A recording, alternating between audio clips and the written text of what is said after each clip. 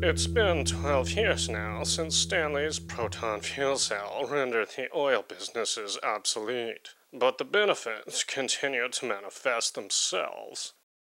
The cell's 40-year lifespan and virtual non-existence of any waste byproducts has led to unprecedented environmental recovery. Whole afternoon, right down the toilet. You can give him a choice, Jesus, but you can't make it for him. The funny thing is, none of these people are even worthy enough to open up the book and read it. They're probably not even worthy enough to look at the thing. Stupid bastards. I guess part of me really never thought this day would come. Just as well. You gotta be tired of sitting around drinking all day. Eh, How's your dad holding up? same as always. Just acting like he's freaking perfect. Well, isn't he? The entire world eagerly awaits the announcement he'll deliver this evening after his 4 years. Can I get some more water? In other news, What are you looking at? study by the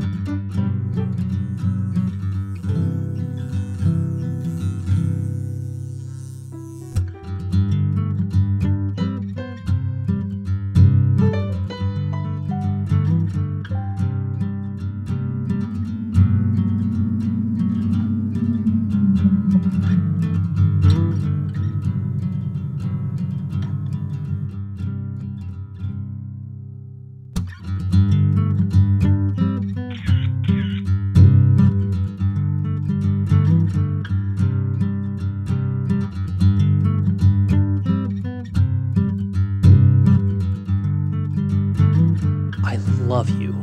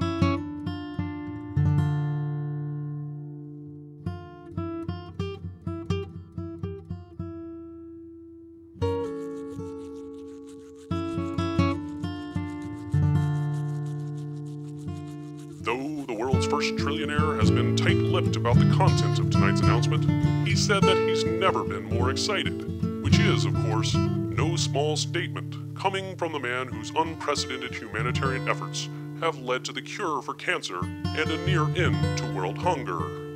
There has been some speculation that Stanley will announce that he's running for president, a move that would certainly further invigorate the country.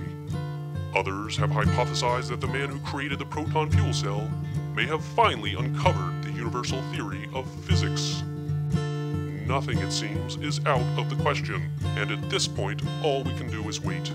But we won't have to wait much longer, as Stanley is set to take the stage in just about an hour.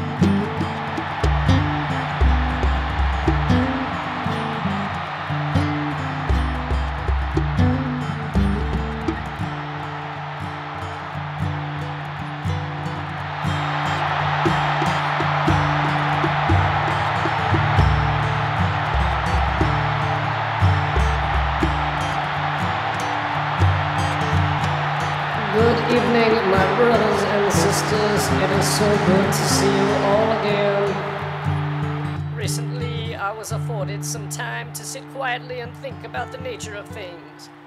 And I kept coming back to the notion that there is nothing more precious in this world than the imagination. Though we don't always understand what is possible, and often ignore the basic fact that no one can build a cage around our minds but ourselves.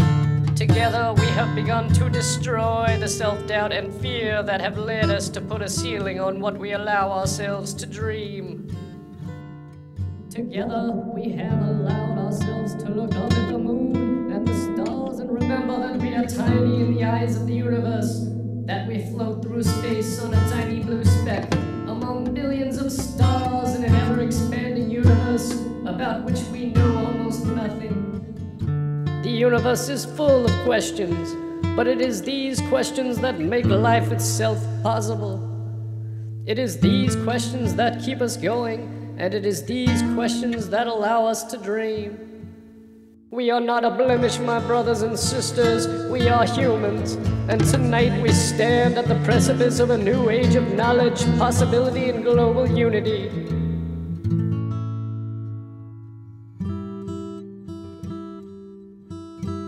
It is my great privilege tonight to answer a question that has plagued the mind of man for many, many years. It is an answer that will allow our imaginations and dreams to grow ever deeper. Beyond our atmosphere exists a gassy giant called Jupiter, and around this planet orbit a great number of satellites, chief among them an icy moon called Europa. I have returned from a long journey. I have returned from a great journey to Europa, and now I have something to share with you that will change our human consciousness forever.